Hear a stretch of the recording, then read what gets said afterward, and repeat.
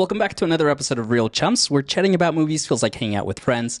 I'm your host, Marcel, and with me as always is my co-host, Danny. This week, we'll be discussing the 2023 film Spider-Man Across the Spider-Verse, directed by Joaquin Dos Santos, Kemp Powers, and Jessica K. Thompson, written by Phil Lord, Christopher Miller, Dave Callahan, starring Shameik Moore, Haley Steinfeld, Jake Johnson, Oscar Isaac, Issa Rae, and a million more people, because there's so many people. There's so many. I was looking at the list, the cast list. I'm like, who do I want to add here? Because I could add so many people into this. So many. Hey, before we jump into our movie today, we wanted to remind you to please subscribe wherever you get your podcast and turn on those notifications so you never miss an episode. To join the conversation, be sure to follow us at YouTube, at Real Chums, or wherever you like to be, social. And if at the end of you enjoyed the episode, we'd love if you left a review, because it does help us get discovered. And we are on a mission this season to get discovered by more people. So yeah, we need your help. We have great engagement. Yeah, you guys are great. You guys are awesome. But share. Yeah, share with your friends. Tell everyone.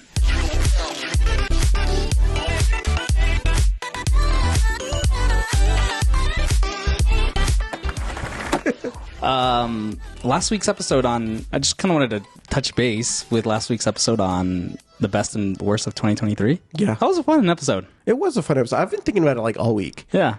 And then we had the Golden Globes right after, So. Oppenheimer freaking killed it. 5. Yeah. That was pretty good. Good for them. Who else? There was someone else that happened. Who else did a good job? I can't remember. Anyways. Good stuff. We're getting into award season, which is always fun. And we don't have a writer strike or a movie strike. I think execs didn't want to have. They were like, we have to figure. We gotta. I don't know. I think they were scared to go into award season with a strike. Oh yeah, definitely. I think it would have put too much of a light on actors going up on stage and saying, screw you, or giving them a microphone and talking about it. Yeah, it would have. Anyways, really, really good stuff. So let's hop into, actually, before we hop in, I'm going to ask you the question of the day, which is, does the Spot know that Miles Morales is Miles Morales Spider-Man? Because, do you know what I'm talking about? Oh, okay. Does he know his secret identity? I think by the end. Yeah, but at the very beginning, he has no idea. Because they have the little spot montage of I was there when blah blah blah. He says, I brought in the spider. Yeah. Okay. No, that's a good point. Yeah. Okay. This time I was watching, I'm like, does he know that he's this kid? I think maybe he knows the face. He knows that he's a kid, but maybe he doesn't have this kid matches with the name of Miles Morales. Or is it that he understands that the spider that he brought in is the one that that bit him, even though he doesn't know who he is until obviously until the end. But yeah. Anyways, it's just the opening sequence. This movie, dude. This movie is so good. It is. I speaking of our last episode, I completely rescind my best animation thing. It totally goes this movie. Well, what did you give it to? I'm thinking Nimona. That's right. Because I was being I was trying to go against. I was like, everyone's going for Spider-Man. It already showcased that everyone went to Spider-Man. In any case, man, let's start with a quick recap of the movie. Yeah, let's do it. So this movie takes place a year and a half-ish, a little over a year since Into the Spider-Verse.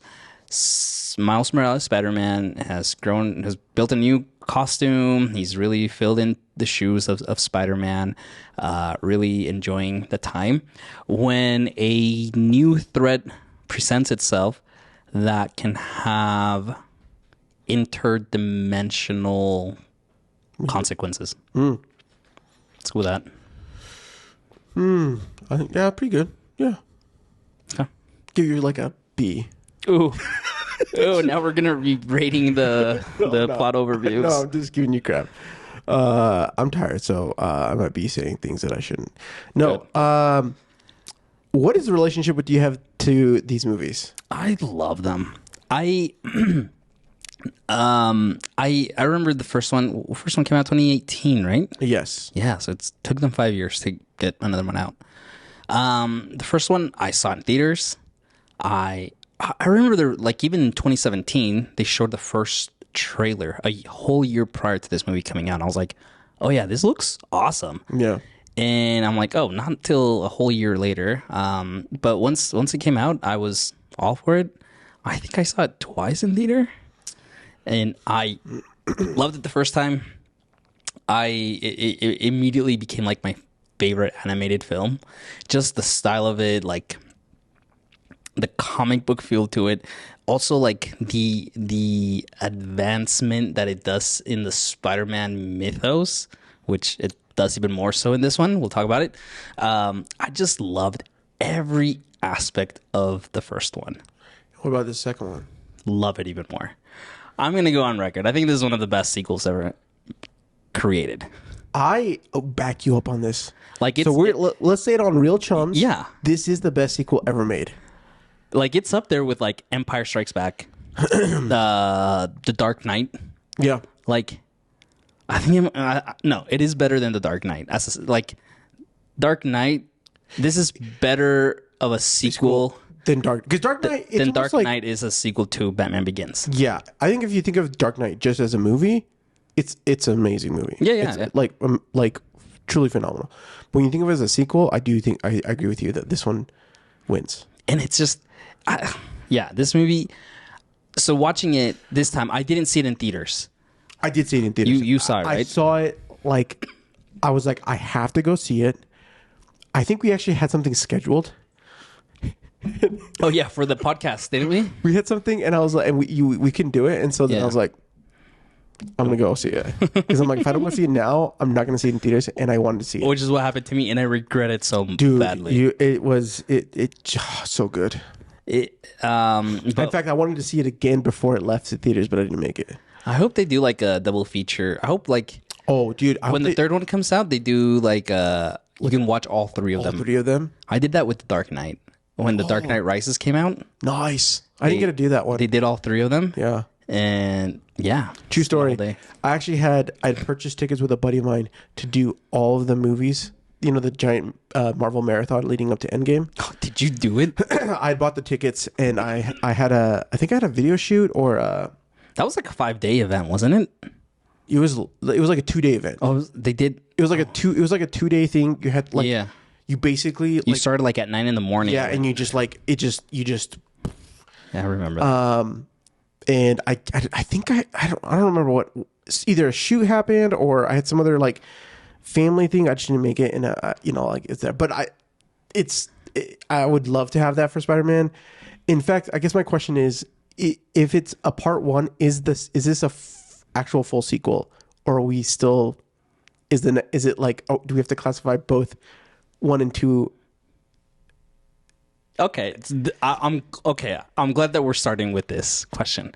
Did you knew that this was a part one? Yes, I knew it. They were very clear that it was going to be a part 1 and a part 2. But for some reason, the entire world did not get that memo. So here's the thing. I feel I remember when it came out, people were like, this is a part 1. Like how did I, like, horrible marketing. But I remember this was going to be called Beyond the Spider-Verse Part 1. Yeah. When it was in production, and then they decided to remove the Part 1 and just say Across the Spider-Verse. Or Across the Spider-Verse. Right. But they were going to have a Part 1, and then they're going to do Part 2, but they did nix it. But it's still like a Part 1. Right? No, this is what I love about it. It's a full-on sequel. I just don't think the first one had a very good, like, conclusion. This is it, right? Right. This one has a cliffhanger. Which is totally fine. I just don't. I think maybe in my head, once they made it the decision that they were going to make, they initially made it a part Across the Spider-Verse Part 1. Right. And then they were going to have a Part 2, and then they make it, even though they didn't have it, that they still classified it as a Part 1, but they wanted to make it less confusing. But that in that turn, they made it more confusing because people like...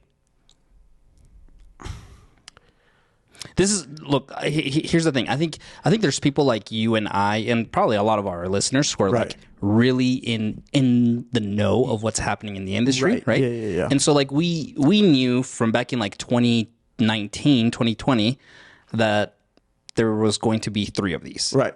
What's their face? Phil and Christopher Miller really talked about like, we're going to do 3 of these, etc. Right. Then they announced it as it being called Across the Spider-Verse Part 1.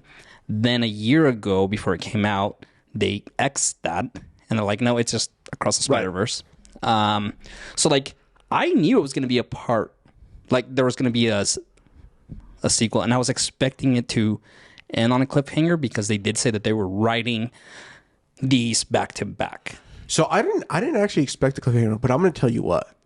This truly is a phenomenal cliffhanger. It's a great cliffhanger. In fact, because we've had multiple movies that have decided to say we're going to do a Part 1 and Part 2. This is what I wanted to ask you. You saw just in 2023 we had Fast 10. Yes. Dead Reckoning. Yes. Across the Spider-Verse. What else was a? There was something else. Dune. No, Dune. No. Well, Dune technically, but that came out 2 years ago. Yeah, it's true. But you're right. But here's the other thing. Going back to Dune, though, Dune wasn't marketed as a. In fact, it was. Dune technically was only going to be half the book. Yeah, and then because Danny Villeneuve was like, "No, we're just going to do this, and if it, we'll see what happens." And then they decided that they're going to, like, there was enough love, and people were like, no, we need, what's happening here? We need the rest of the movie. Yeah. That they're now doing. They decided to go with the second part. But it's interesting that one, you sat down, and it was the titles come up, Dune, and then Fading, Part 1. Yeah. Okay, so you as a viewer came in, and you're like, okay, this is just a Part 1. Yeah. This movie did not do that. Dead Reckoning, the title tells you Part 1. Yeah. Right. Well, and that's been changed now. Right. So I think from a marketing perspective, I think it's smart to not do the whole Part 1, Part 2, because then you're telling your audience is then now going to be like, I'm going to wait for Part 2 to come out for me to watch it. Right. Yeah. It's so hard, man. Because like, I do think there needs to be more education on the front end. To say like, oh yeah, this is just like a part of the whole story. Oh, Avengers did this very well. Rebel Moon. That's right. Yeah, Part 1. That's right. But weak. And so I guess the question kind of comes down to: do you leave something opened, or do you resolve? Both. Who does it? Who did it well over the last little bit? I think Spider-Man did it phenomenally. Okay. And I want to talk about why, in my opinion, I think it did so well. Okay. We'll get to that in a second. Dead Reckoning, I thought there was a conclusion. They got a hold of the key thing, right? Yeah. The bad guy Gabriel got away, though. Yeah. And we know he's plotting other things, but there's resolution there. Right. Right? I didn't see Fast 10. Okay, it doesn't matter. We're not even gonna give it a second. Okay, look. There are people who that tried. I don't know what that was. Okay, I don't know what happened there. We're gonna bury it. What is it about Spider-Man? What it is about the ending of this movie that is, that makes it? What are the elements that happen in this ending that make it phenomenal not only as like for a movie period, but then adding the fact that we're going to have a continuation on resolution, right? Yeah. Which to me, like the writers here know this character, right? They know the character, they know, and they have a passion, which we're going to share a little bit more. That means that like we're going to even have a better payoff in the third one, this could be the best trilogy. Oh yeah, that we ever like. I don't know if you thought about this, but I've been thinking about this a lot since like watching it again. So, what are your thoughts? This is what did it for me. 2 words: Gwen Stacy. Dude. Okay. All right, listeners, we're going full spoilers ahead. Okay. Yeah. If you haven't, you've seen this. You guys voted for it. Welcome back to Real Chum Season 2. If you are new here, we want to let you know that this is a spoiler heavy show. If you have not seen, we give you the assignment to watch the show that we're going to be watching next week, so that you don't get spoiled. So get on it. But we love you.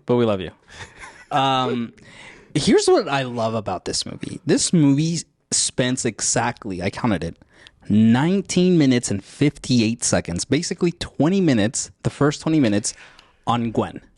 I want to talk about this, but I do want to discuss the ending portion first, and then we want to come back to the beginning because there's so much to unpack. Okay, but it gives us it. I love that the movie made the decision to start off with Gwen. Me too.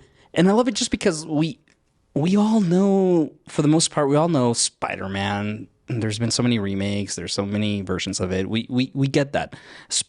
Into the Spider-Verse did a great way of like subverting expectations. This movie starts off by saying, yeah, the movie's called Spider-Man Across the Spider or Into the Spider-Verse, but we're going to start off with Gwen. We get a full background into her life, her Peter, her conflicts, what her life is like now. A setup is made, but why the movie does so good at the very end is that we're following. This movie does very good, or does a phenomenal job at giving us a dual protagonist. Okay, this is this thing that I was thinking about so much when I was watching this time. All the other times I kind of just like, this is a Spider-Man movie or whatever. But the moment I start watching a movie for this show, my like filmmaker brain like sparks to like a level 13, and it starts to like fire off all these cylinders that I don't connect when I'm just watching a movie. And this is the exact thing that I think is so underrated. And I don't think people like, if you don't watch this movie enough, you're not going to appreciate how much of a beautiful nugget that the opening is. It almost feels like they took notes from Up and they brought it into this. You get this beautiful artistic artwork, that watercolor world just that is packed with emotions. Yeah, right. Not only emotions, but like tension, and stress and the tightrope that Spider-Man always has to walk with his family and with the people they love. But that we do get a perspective of Ghost, or Spider-Gwen, Ghost Spider in the comic books in Disney Junior. No, I think that's what I was in. I thought she was always called Spider-Gwen or Spider-Woman. No, she's Spider-Gwen, but like I think they had a ghost. I don't know. I thought they did. Maybe I'm wrong. In any case, for it to open up with this sequence, to give us the perspective of her prior to even coming back to Miles Morales, helps bring these characters down. Yeah. Before we even get to the real story, or not the real story, but like to the other protagonists, right?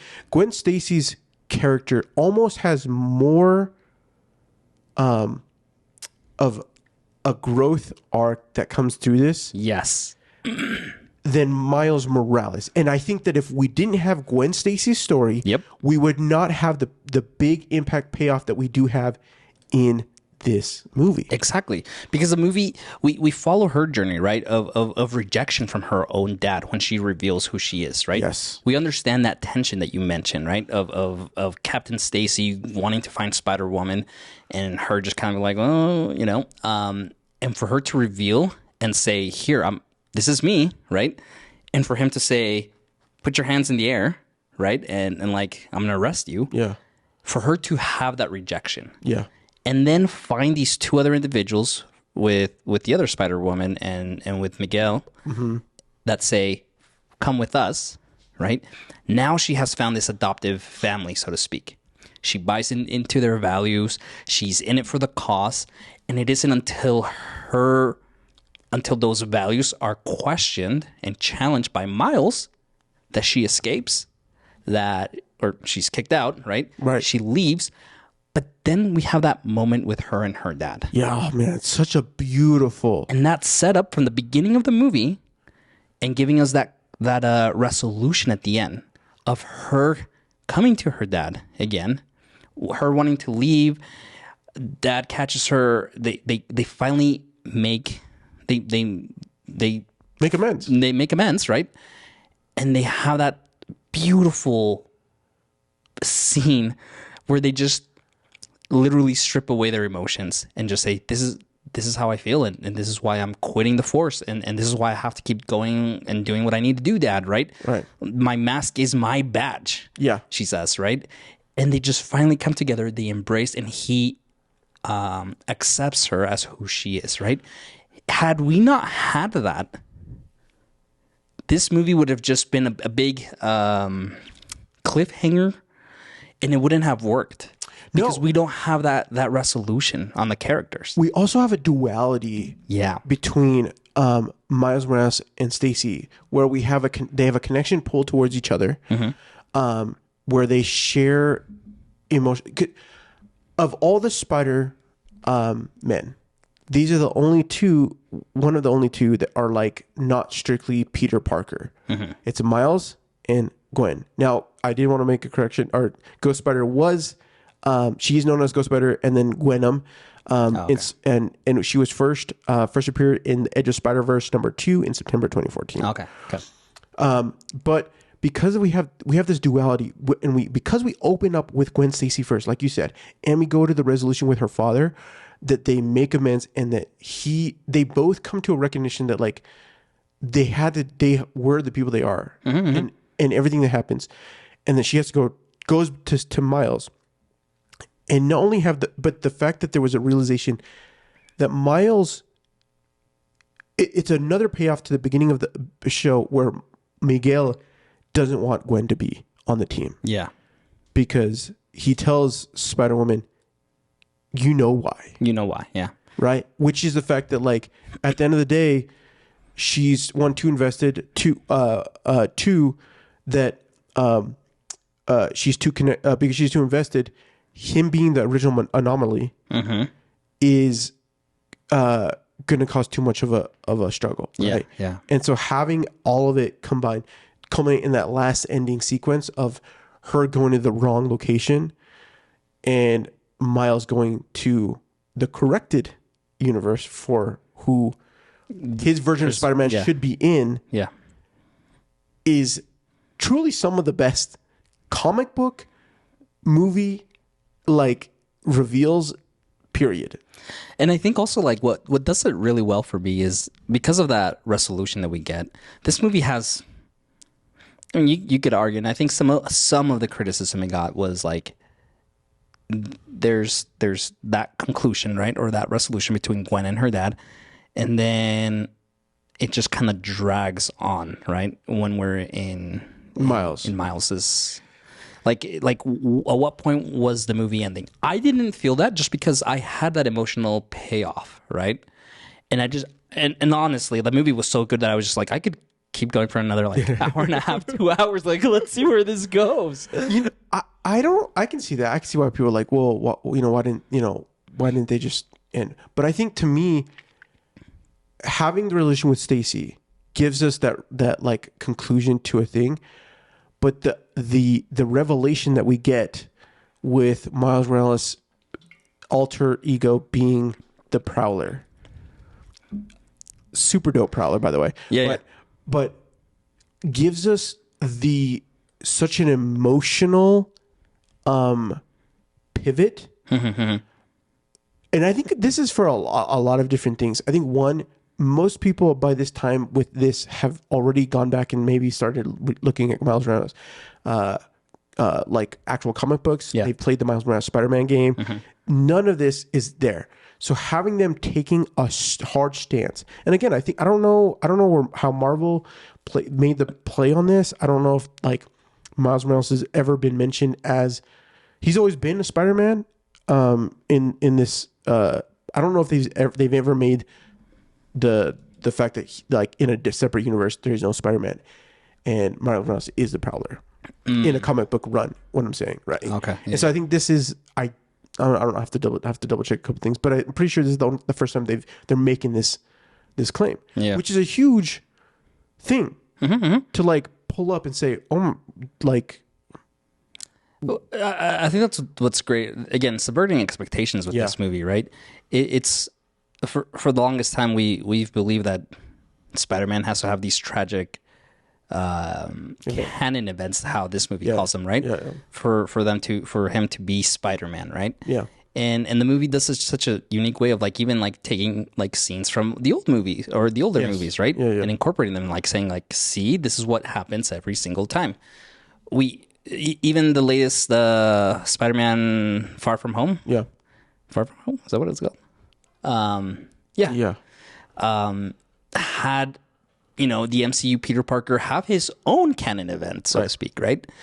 But for them to now challenge that narrative and say, in the words of Miles Morales, nah, I'm going to do things my own way, right? Like...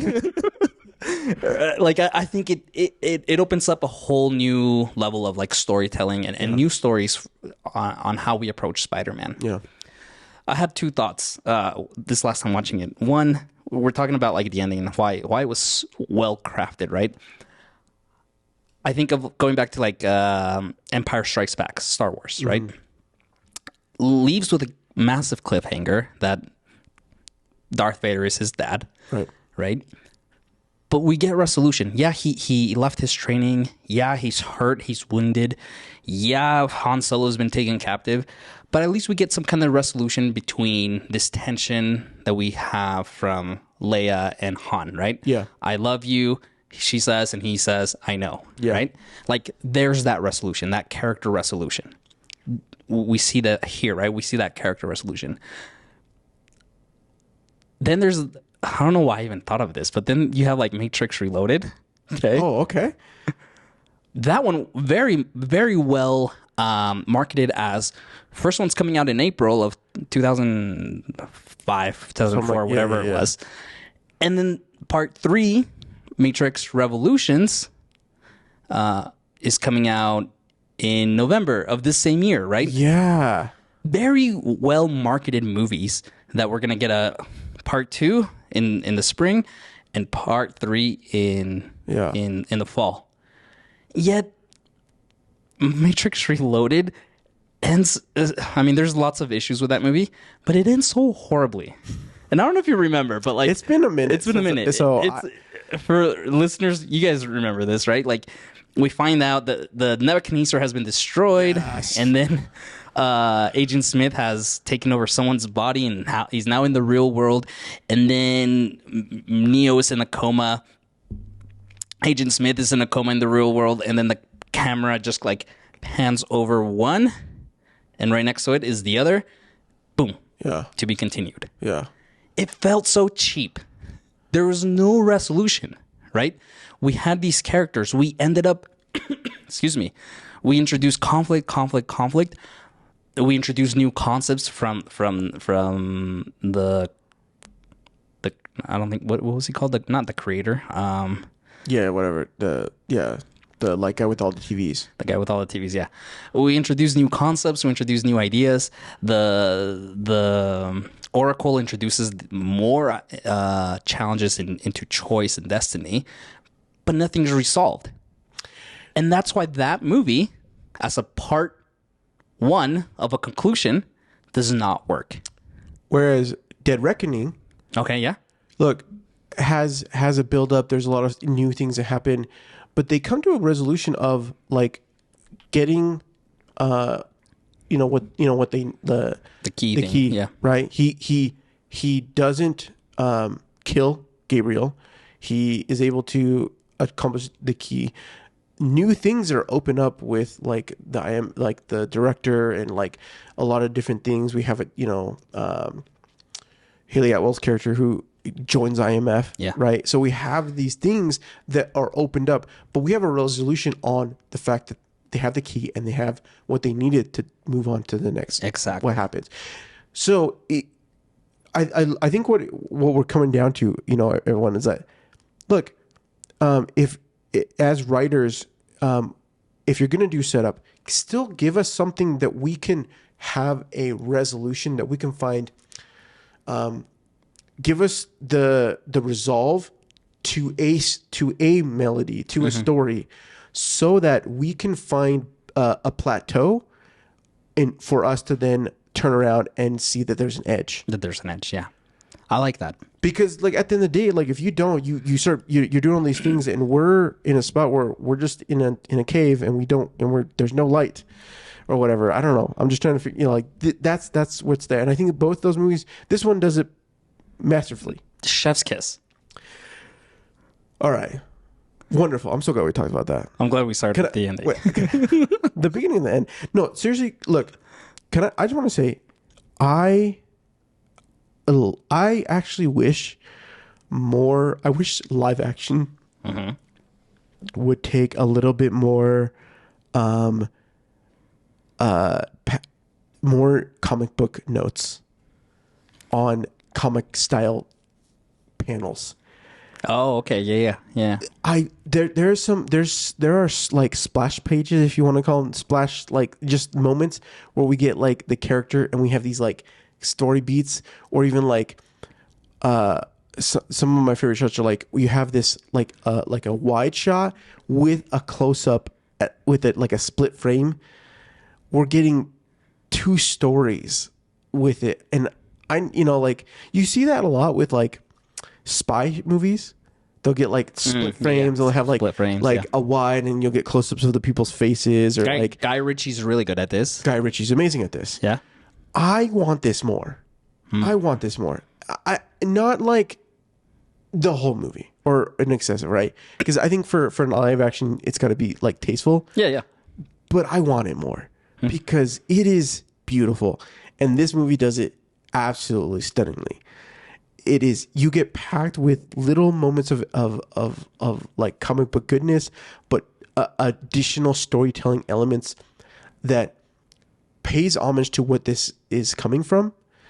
And honestly, at the end of the day, maybe we don't need it in live action. Honestly, the fact that this is a benefit of why animation is beautiful, because you can do things that I mean, there's some camera movements in this. Some amazing camera movements. There's a couple scenes. I mean, one in the opening, Gwen Stacy, she's like walking, and then like it goes to like her perspective, but then it shifts into the subway.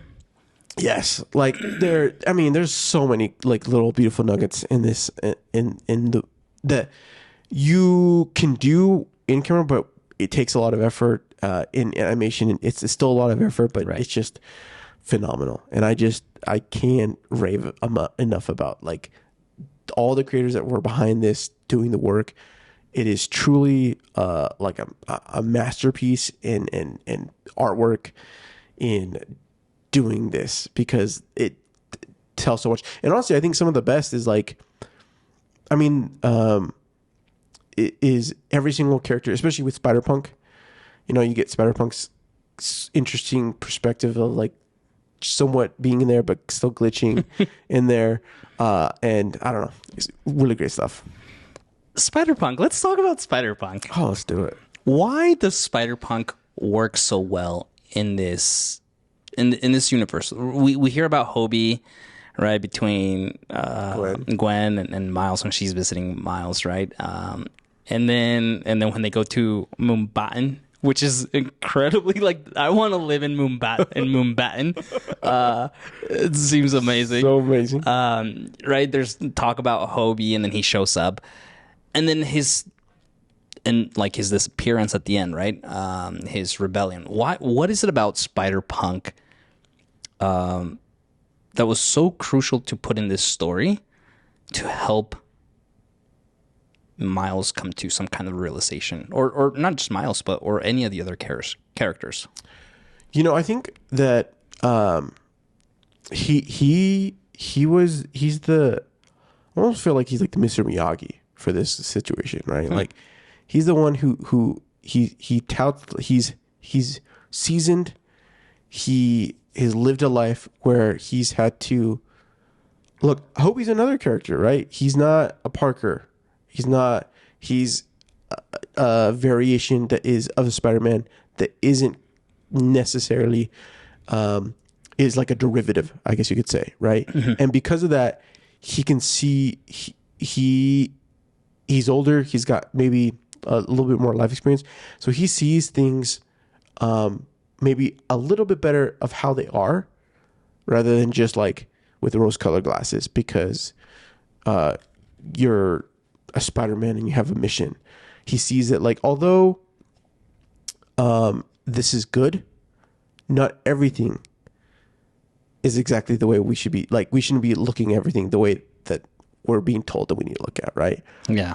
And so he's the one that like, or maybe like a Peter Rabbit, right? Like leaving these little breadcrumbs to follow him. Okay. Through the rabbit hole. Yeah. Anyways, I don't know. That's my thoughts. No, I think I love the character design. Obviously, cool. Like almost like a newspaper clipping, comic book clippings, just splashed onto this world. It's so cool. But I love the character just because, especially this last time I was watching it, they're at the Spider Society, right? And Miles is all gung ho, like all excited to be going, and you have this cynicism from Hobie. Yeah, just being like, dude. He even says something along the lines of like, don't sign up until you know what you're signing up for, or something like that, right? And so like, for him to come in as the character that's the anti-establishment of the society, as everyone again, Gwen joining this group because she was rejected by her family, and so she just clings onto the first group of people that open arms to her. Right. It was easy for her to join. What's his name? Miles, who's just wants to be with his friends again. Yeah. Of course he wants to join the party. Right. But Hobie, who is by nature Spider-Punk, Punk always being anti-establishment. He even says, I'm anti this, I'm anti that. Right? It's so smart to introduce a character whose nature is to be anti, to plant that seed of doubt in both Gwen and in Miles. I just love it. I think again, such great attention to the character. The writers could have gone in a whole different route to plant those seeds of doubt. Yeah. But they chose someone in the canon world to be like, no, let's leverage this character and really make him really cool. And I look forward to seeing what happens with him in like the coming movie, right? Like he could easily be a strong like opposition to Miguel O'Hara in what's to come, right? And listen, like we're backing Miles in the fact that like not everything has to follow the canon or whatever. Like we can coincide. I don't know, right? Maybe I don't know. I'm excited for what's going to come. Miguel O'Hara. Let's talk about Miguel O'Hara. Yeah, let's talk about Miguel. All right. One, I've always loved Spider-Man 2099. Miguel O'Hara. He's been his costume. Period. Spot on. Just always the design of it has always been cool. So cool. Yeah. The whole perspective that like all of it just so good. I was a little sad that they played him as like he's not necessarily the protagonist the antagonist. But we almost have like this dual antagonists. We have a dual protagonist and a dual antagonist with Spot and Miguel. Yeah. I like that you mention it like that. I think for me, I wouldn't say he's the villain. No, Spot's the villain. Spot is the villain for right? sure. But yes, he's definitely playing a bit of an antagonist role. Right. And again, every good, going back to the word villain, every good villain is a villain that thinks that what they're doing is the right thing. Right. I mean, Thanos, perfect example, right? Right. Miguel is justified, like, in what he's doing. Right. He from his perspective, he's justified. Heck, from my perspective, I'm also like, yeah, like, he's got a point. Yeah. Like, I think, yeah. But I love the duality of, like, you know, of him wanting to protect, obviously, all the different multiverses, Spider-Verses. But his approach of antagonizing Miles, right? And because he's the one anomaly, the one mistake, right? And there's the scene when they're on that, like, train that's going up to the moon, right? And Miguel just kind of lets it all out. You're a mistake. If it wasn't for you, none of this would have happened. Not just that, but like your Spider-Man wouldn't have died. Yeah. There's a world where a Spider-Man doesn't exist. Right. And they have there's no one there to protect them. Right. You're the mistake, and none of this would have happened. Like, he just shame dumps him right there, like, just constantly. And I think it's so powerful. Like, we don't really see Miguel, like, fight outside of, like, the Guggenheim fight scene at the beginning. We don't really, like, he's going after him, as so are all the other hundreds of Spider-Man, but, like, we don't really see him in quote unquote action. Yeah. They leverage the dialogue here as a means to create conflict. Yes. No, look, Miguel from the beginning, right? He's carrying a chip on his shoulder. Mm-hmm. And we get his little story, and there's something about Miguel's impact that is the struggle of like what I love that, you know, in our notes we've got, like, this battle of agency versus fate versus the like psychological things that build the core character. Yeah. Right. And this battle, this verbal battle that they have from like that Miguel like is already cautious, and he's like frustrated with, you know, like the whole situation with Gwen, with having to deal with Miguel, you know, with Miles, and trying to figure out how he wants to go about doing it, and having Spider-Man, who's the actor who plays the Spider-Man with the baby? Issa Rae. Yeah. Oh no. No. She's the pregnant one. Yeah. Sorry. The actor is he's from Johnson. Yeah. Anyway, Jake Johnson. Yeah. So as him as the mentor, but like knowing what has happened here. Yeah. Right. And the fact that they've left him deliberately out in the cold, even though we know that many of them have longed to be able to, like, reconnect with him. Mm-hmm. Right. And have had the means to do so. Yeah. Is I don't know.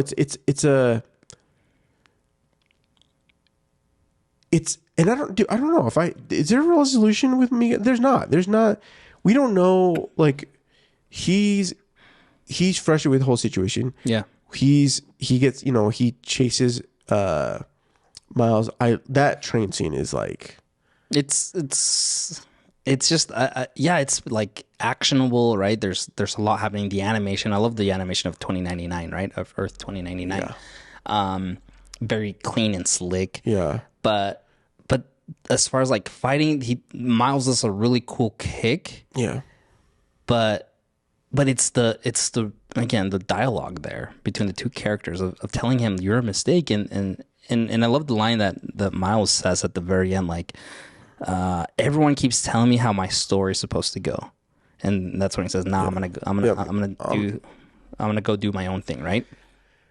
Yeah. It's just so good. This idea of like of agency of individualism. Yeah. Right? Individualism in a movie where there's hundreds of Spider-Man. Yeah. How do you become an individual? Yeah.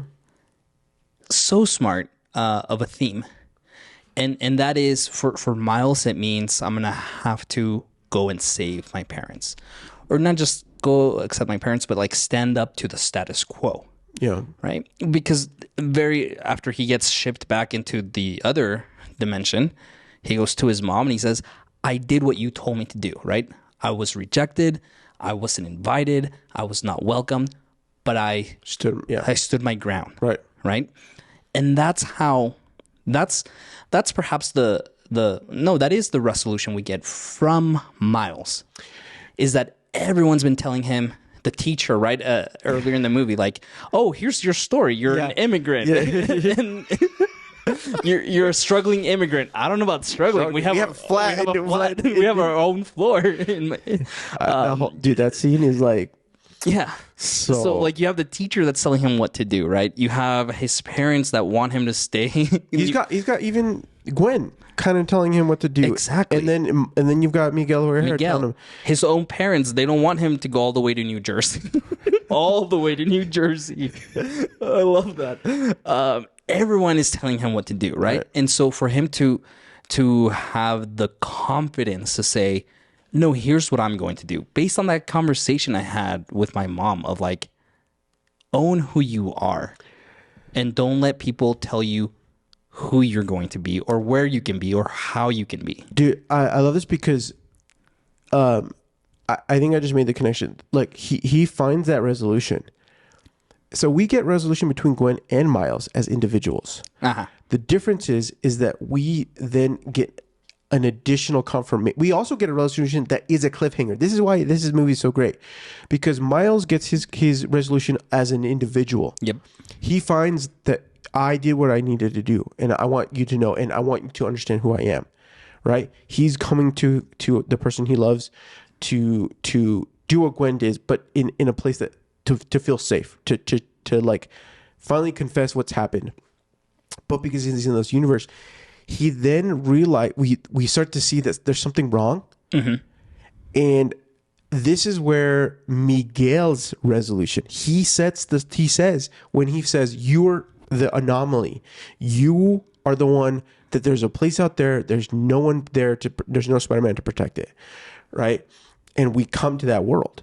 And then we also have this like dual. We have the thing with Stacy and the mixed struggle that happens there. Yeah, which is some of the best. You have juxtaposition of like tension building, mm-hmm. which ultimately leaves us with the cliffhanger of Miles Morales, who's the Prowler, looking at himself as Spider-Man, who has no idea who that is, and having this thing, and yet the realization in Miles, the fact that he is the anomaly. He is the anomaly, yeah.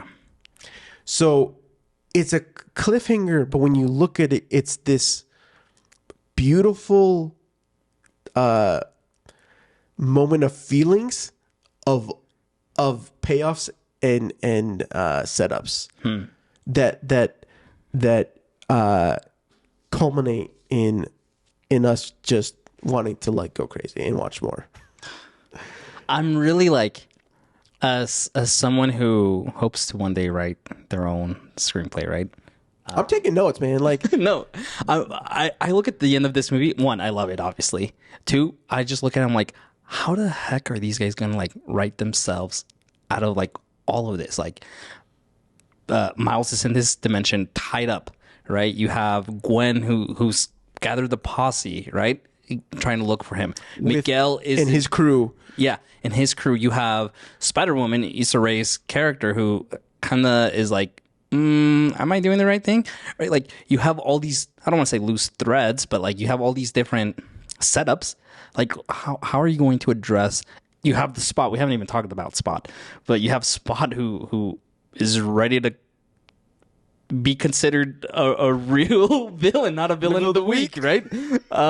Like, you have all these different points. Like, I look at this, I'm like, how how? Like, how are you going to address this in the third movie? But I feel confident that they're going to do it. Like, you know, like you get to these sequel movies, and there's definitely a moment where you're like, I don't know if I'm going to go see this third one. You know, like I'm going to go because like I want to finish it out. Mm-hmm. But you're always like, is it going to be as good as the first one? Look, I'm looking at you, Ant-Man, Quantumania. Roasted. No, it's just truly. I think this is probably the best movie that I think as we've discussed this, the best movie that has done such a beautiful job at like setups, the more you peel, the more you look at this, the more onions that you start to peel to discover how things are like interconnected. Yeah. And that they care so much about these characters. They care so much about the world, and they want to tell a story that's beautiful. I mean, I don't know. Do we want to go and talk about the spot? Let's do it. Let's finish it out. Okay. Because I think we had to. The spot, and then I have one final thought. I'm just gonna... No. Let's do your thought. Okay. Shoot. I hope I didn't lose it. Oh man, I'm the worst. I lost it. Okay, we were talking about us sharing the fact that this is like a beautiful like onion, like talking about interconnectedness. Yeah. Was this about Miles Morales? Oh man, darn it, I lost it. I'm so sorry. No, you're good. Let's talk about the spot. Jason Schwartzman, dude. Let's just say that 2023 was the year. 2023 was supposed to be the year of Jonathan Majors, and that did not pan out. The award to a Man of the Year goes to Jason Schwartzman with Across the Spider-Verse, with the Hunger Games prequel. Yeah. And with Asteroid City. Yep. What else did he have this year? I think he had something else. Just phenomenal all around. Yeah. Just really great. So good. Going back to the spot though, as the villain, I love when he was introduced at the beginning, the first time I watched it, I was just like, oh yeah, no, he really is like a villain of the week, right? Like he's just the initial bad guy we see at the beginning for us to catch up on how awesome Miles is doing right now to lead us to the big villain. And that was not the case, right? This need or this idea of I'm your nemesis. Yes. And you created me, I created you. We are tied to this, like, and we see it build and build and build. And the guy, like, we see him there at that beginning scene. He disappears until we see him again in Mumbattan, and then we don't see him the rest of the movie until for 5 seconds when he comes back into Miles's world, right? Yeah. That's it. I know, and like, I don't know. The thing that struck me the most is, and this is why I opened up with the question, right?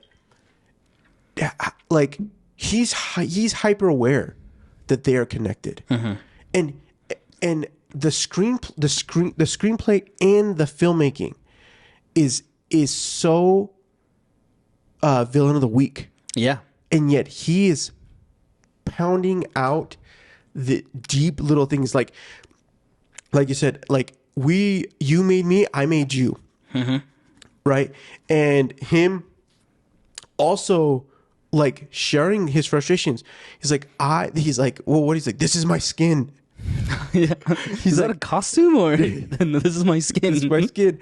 And he's like, oh. And him also discovering, him having almost like discovery of like what his powers are and what he can do. And it's almost like this little mini origin story for him. Yeah. That and him getting even more frustrated in the whole situation, right? And we're not fully like even at the end of the movie, we're so caught up in connecting to Miles that, like you said, we just all of a sudden he's threatening Miles's planet, or his Earth, his New York, and he's not even there to do anything about it. Yeah, I like how they introduce him, right, as this bumbling like idiot, right? He even says like to the store owner, they're like, oh, this is my first time stealing something, like be nice to me about it, right? Like, he's like, well, why do you have to get wood involved? Yeah, dude, the lines in that scene is it's so good, so good.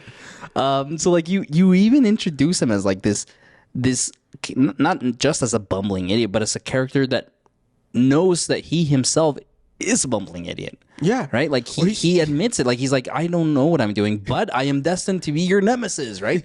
And like and Jason's like line delivery and all these, like to gold. To like, yeah, to show so much emotion on a character that has no face. Yeah.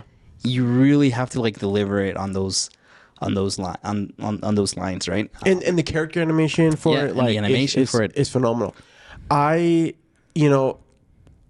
The spots, like what he's doing, and for the Spider-Verse, right? Mm-hmm. Like, is such a interesting character, a villain for what they're trying to face. Yeah, I do wish we'd got a little bit more, but I feel like excited for that's gonna pay, like what we're gonna see. Yeah.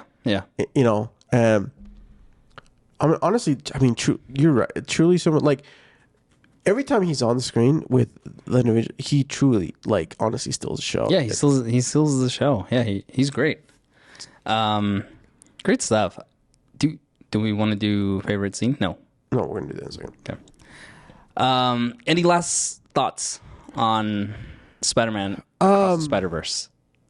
Again, I think I just wanted to reiterate, like, this movie I think this movie inspired me when it came to like some of this, like I mentioned, some of the camera work, some of the ability to decide to do storytelling. I think maybe not thinking specifically like comic book style, but like the idea of doing like a 2-shot of on the same screen where you have a wide and a close up to give this perspective, or even like other elements that come in play if you're doing in an action movie or in whatever, to like leverage those as an editor, right? Thinking about that, or even as a filmmaker trying to go for that aspect. There is so much to love and to be inspired by this movie, because, and I mean, it's tragic that although this was amazing and so many people worked so hard on it, that there was so much pressure. Yeah. At the same time, so like I do want to address that, like, not cool from execs to like put so much pressure and work, despite it's kind of one of those. I mean, we come back to Whiplash. Yeah. Of like, our masterpiece is made, or like, or do you I don't know, like, do you have to be put in a situation of like high stress and struggle to be able to fulfill and produce the to get to that final masterpiece? Look, I think there's a level, but like, we're all human. Yeah. I'm obviously, when they said they were going to push out the sequel, because it was supposed to come out in 2 months. Yeah. From today's recording, but yeah, bummed, but like understanding like what happened behind the scenes of like how people were being treated, and yeah, like that's a huge bummer. And I'm glad that they're saying no, we're gonna. And particularly, it's been pretty apparent that like this is happening more and more, or like happening way more in the animation space than and I don't know if that's. I know that people are trying to unionize in the VFX world, in the animation world, or at least there might be, or anyways, in that space to like emphasize, because a lot of this is visual effects and in animation together. In any case, like this movie, it's phenomenal. It's phenomenal. I think something that someone asked James Gunn recently, a couple weeks ago, like why he feels like comic book movies just aren't the hype as they used to be, or whatever it was, right? And he said something along the lines of like, he wants to really focus on character, on the development. Everything else, the action, the whatever it is designed to help support the character development. And I think this movie does that perfectly. Yeah. For Gwen, for Miles, even looking at the first movie, like there is so much growth, there's so much setup and payoff, and we're seeing these characters grow, mature, put in situations that allow them to grow, right? And I think that's crucial, especially in superhero movies, where it's so easy to just get lost in the flashiness of the action, of the costumes, of people flying around, a big light shooting up in space, whatever it is, right? If you just ground it all on the character development, I think that is just what's gonna reinvigorate the fire in these comic book movies. I mean, we're gonna say it again, and we'll say it. We've said it before, and we'll say it again. We just want, if you're gonna make these sort of movies, we just want to feel. Yeah. We want to feel, and we want the icing on the cake to be those other things. Yeah. Right? Like, we already know these characters to some degree. Mm-hmm. Let us just find a new story about that helps connect us to the individual that we can then resonate with. Right? I think so many people can resonate with so many aspects of the characters that in this movie that when you're at, and then you have the additional, like, you know, surprises or whatever, but there's so many little aspects of, like, wanting to find acceptance and wanting to, like, do I become part of the cog and just you know, go from there, or do I stand up and be bold? Do I, you know, like, I'm depressed because I have to face things and I feel like I have to do it alone, because if I show up or I share these things, people may not understand what I'm going through or whatever it might be. Mm-hmm. Like, those are things that we can resonate with. Yeah. Right? We're looking at you and Quantumania. Freaking Quantumania. Just showing up because, you're an absent dad, wrote a book who really cares about your daughter, but then doesn't even know that has an Ant-Man suit, like, and then, show up and then blah, blah, blah, blah, blah. Hey, you had another relationship in the quantum realm? What? Blah, blah, blah, blah. Yeah. Like, just these little things, like, no, it doesn't work. Or, you know, even, we can go on and on. At the end of the day, let us have moments that we can feel or that we can connect to, and then give us the icing on the cake. Exactly. Oh, what a great movie. Oh, man. Well, that's the show. We hope you enjoyed. Go ahead. That's the show. We hope you enjoyed today's episode, and we'd love it if you could subscribe on whatever platform you get your podcasts. And if you enjoyed this episode, be sure to leave us a review. It really does help us get discovered. More importantly, we want to hear from you. What do you think of Spider-Man Across the Spider-Verse? What did we miss? What didn't we get to? You can always connect with us on social @RealChums to join the conversation, or feel free to email us at your@realchums.com. You can follow Danny on Twitter, Rubio_TV, and myself on Twitter at Marstrosity, MARCTROSITY. Join us next week as we discuss Dungeons and Dragons: Honor Among Thieves. I haven't seen it. It's gonna be good. I'm excited. Yep. Later, guys. Bye.